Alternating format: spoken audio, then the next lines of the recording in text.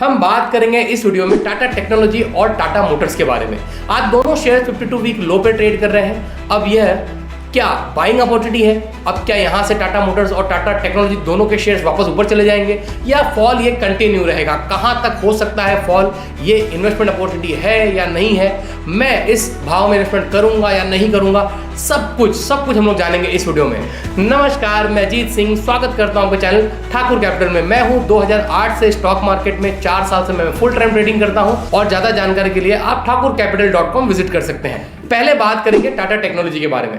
Tata technology का जो shares है वो लिस्टिंग हुआ 1 साल पहले 495 से लेकर 500 के बीच में इसका जो लिस्टिंग प्राइस था, और देखें तो 1000 पे ये लिस्टिंग हुई और आज जो भाव है वो 1000 के नीचे जा चुकी है।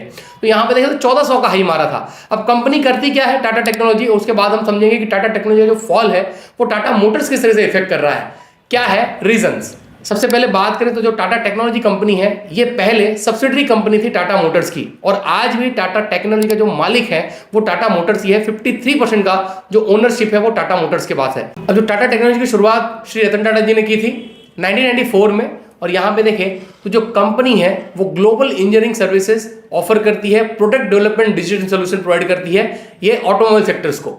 अब टाटा मोटर्स को बेहतर बनाने के लिए टाटा टेक्नोलॉजी की शुरुआत की गई थी, मगर टाटा टेक्नोलॉजी को परफॉर्मेंस को देखते हुए इसको ग्लोबली कर गया कि हर जगह ये अपनी सर्विसेज दे सके, और पूरे वर्ल्ड में आज टाटा टेक्नोलॉजी अपनी सर्विसेज देती है। मैं एक शॉर्ट बताऊं तो टाटा टेक्नोलॉजी, अगर हमको कोई गाड़ी डेवलप करनी है तो हम लोग टाटा टेक्नोलॉजी की सर्विस ले सकते हैं कि टाटा टेक्नोलॉजी ये बता सकती है कि मार्केट में क्या डिमांड चल रहा है। एक्सयूवी लोग ज़्यादा प्रेफर कर रहे हैं कि एक नॉर्मल कार प्रेफर कर रहे हैं, और उसके बाद क्या क्या प्रोडक्ट होने चाहिए, कैसे कैसे उसका डिजाइन होना चाहिए, क्या क्या उसके अंदर फीचर्स होने चाहिए, हर चीज zero to Z Tata technology हमको प्रोवाइड करती है, हेल्प करती है पूरे प्रोडक्ट को जीरो टू जेड डेवलप करने में। अब ये हो गई छोटी सी बात। अब बात करते हैं रेवेन्यू सेगमेंट की। तो जो सर्विस सेगमेंट है वहां से टाटा टेक्नोलॉजी को 80% का रेवेन्यू आता है। 2022 में यहां से 75% का रेवेन्यू आता था, और टेक्नोलॉजी सर्विसेज से 20% का रेवेन्यू आता था 2023 के डेटा के हिसाब से, और 2022 में यहां से 25% रेवेन्यू आता था। सर्विस में product development, digital solution, engineering support, मतलब पूरा जीरो टू जेड डेवलप करना, यह आता है सर्विसेज में।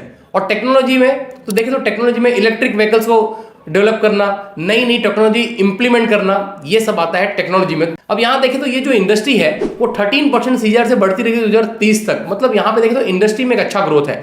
और टाटा टेक्नोलॉजी को अपने मेजर 5 क्लाइंट से 73% का रेवेन्यू आता है, जिसमें टाटा मोटर्स से 40% का रेवेन्यू आता है। टॉप 10 क्लाइंट है जो कंपनी के टाटा टेक्नोलॉजी का, उससे 81% का रेवेन्यू आता है। जो टॉप 20 क्लाइंट्स हैं उससे 88% का रेवेन्यू आता है। और रिपीट देखें तो जो टाटा टेक्नोलॉजी की एक बार सर्विसेज ले लेता है वो 98% रिपीट रेशियो है, मतलब वो कंपनी टाटा टेक्नोलॉजी को छोड़ के नहीं जाती। हम लोग ये देख सकते हैं जो कंपनी है अपनी services Asia specific, Europe, north America यहाँ पे देती है।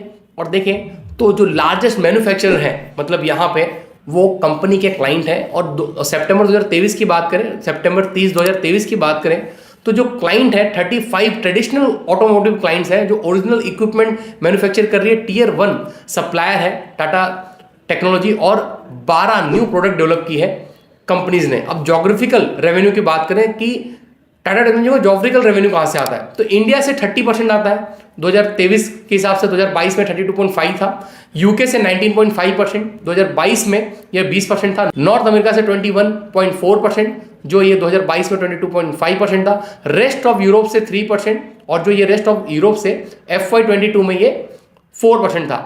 और रेस्ट ऑफ द वर्ल्ड से 26%, जो 2022 में ये 31% था। टॉप क्लाइंट्स की बात करेंगे कौन कौन है, आप देख सकते हैं अपने स्क्रीन पे, Airbus, McLaren, Honda, Ford, Cooper, standard, ये सब जो मतलब वर्ल्ड के जो बेस्ट कंपनीज हैं जो सबसे ज़्यादा अपने रिसर्च पे खर्चा करती हैं ऑटोमोबाइल में, वो सब टाटा टेक्नोलॉजी के क्लाइंट्स हैं। हम लोगों ने बात किया कि जो टाटा टेक्नोलॉजी की एक बार सर्विसेज ले सकता है वो रिपीटेशन बहुत अच्छा है। 2022 में ये 97.2% था, और अब ये बढ़ के 2023 में 98.4% हो गया है। मतलब हम लोग ने अब तक देखा कि टाटा टेक्नोलॉजी एक बेस्ट कंपनी है और अच्छे तरह से परफॉर्म कर रही है। तो प्रॉब्लम कहाँ है जो ये फॉल हमको देखने मिल रहा है? हम लोग बात करते हैं मेन जड़ की, जहां से टाटा टेक्नोलॉजी के शेयर्स की प्राइस में हमको फॉल देखने मिल रहा है। अब देखते हैं इसका जो मेन रीजन है वो है टाटा मोटर्स। आइए देखते हैं हम लोग स्क्रीन पे। अब सबसे पहले देखें टाटा टेक्नोलॉजी, जो शेयर्स था वो था 1400 के नजदीक में, और आज प्राइस है 893 रुपीज। और वहीं टाटा मोटर्स जो शेयर प्राइस 1172 रुपए के नजदीक में था, आज 714 रुपए ट्रेड कर रहा है। क्या रीजन है? जाते हैं टाटा मोटर्स की साइड पे।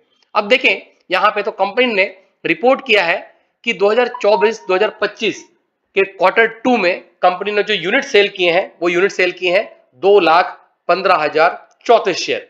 अब यहां पे ही हमको देखने मिलता है कि टाटा मोटर्स का जो कमर्शियल व्हीकल है उसका जो सेल्स है वो 19% से ईयर ऑन ईयर डाउन है और पैसेंजर व्हीकल का जो सेल्स है वो 6% से डाउन है।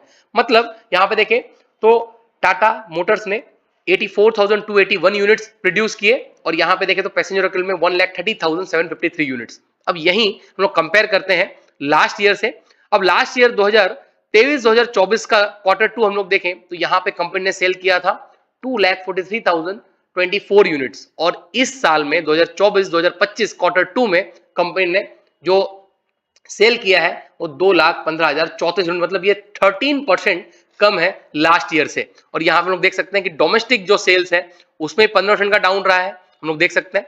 और ये अगर Q2 से 2024 और 2025 से कंपेयर करें तो 11% से डाउन है। हम लोग देख सकते हैं हर जगह हमको एक डाउनफॉल देखने मिल रहा है। हम लोग यहाँ पे देख सकते हैं हैवी कमर्शियल व्हीकल और ट्रक्स में भी 28% का चेंज है। यहाँ पे देखो तो कंपनी 35% का मार्केट शेयर ओन करती है बड़े सेगमेंट में, जैसे कि हम लोग देखें तो ट्रक्स में और बस में, मगर यहाँ पे भी हमको फॉल देखने मिल रहा है। यहाँ पे हम लोग देख सकते हैं और भी हम लोग चीजें देखें तो जो बड़ा चेंज आया हुआ है वो भी मैं आपको दिखाता हूँ कि बड़ा चेंज का आया हुआ है। यहाँ पे हम लोग देख रहे हैं टोटल पैसेंजर व्हीकल जो डोमेस्टिक है वहां पे 8% का डाउनफॉल है। हर जगह हमको टाटा मोटर्स के शेयर प्राइस में फॉल देखने मिल रहा है बिकॉज ऑफ दिस रीजन कि जो टाटा मोटर्स है उनका जो सेल्स है वो डाउन है और उसकी वजह से हमको यहाँ पे फॉल देखने मिल रहा है, हम लोग देख सकते हैं। मगर जो मेन रीजन है जो टाटा मोटर्स में 69% जो कंट्रीब्यूट करता है रेवेन्यू में वो है लैंडलॉर्ड और जगुआर।